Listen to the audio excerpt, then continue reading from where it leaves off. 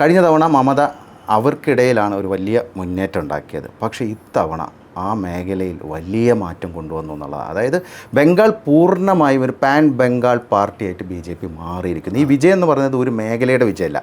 ഇപ്പോൾ നമ്മൾ നോക്കുകയാണെങ്കിൽ ജംഗിൾ മഹലിൽ അവിടെ വലിയ മുന്നേറ്റമാണ് ഉണ്ടാക്കിയിരിക്കുന്നത്. അത് ബാങ്കുറ, പുരുളിയ, ജാർഗ്രാം, നരേന്ദ്രമോദിയുടെ ജാർഗ്രാമിലെ ജാൽമുറി കഴിച്ചത് അത് വലിയൊരു ഒരു നെഗറ്റീവായിട്ട് മാറി.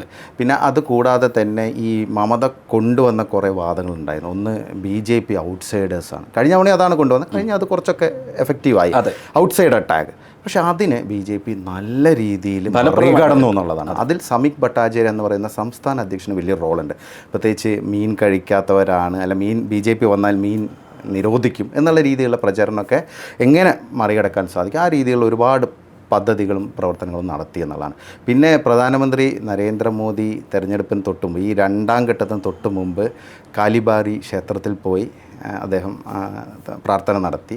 അവിടെ എന്ന് പറഞ്ഞാൽ ഈ മാംസവും മീനൊക്കെയാണ് പ്രസാദമായിട്ട് കൊടുക്കുന്നത്. അപ്പം ആ രീതിയിൽ എല്ലാ മമതയുടെ നെഗറ്റീവുകളും BJP പൊളിച്ചു എന്നുള്ളതാണ്. അമിത്ഷായാണ് ശരിക്കും മാൻ ഓഫ് ദി മാച്ച്.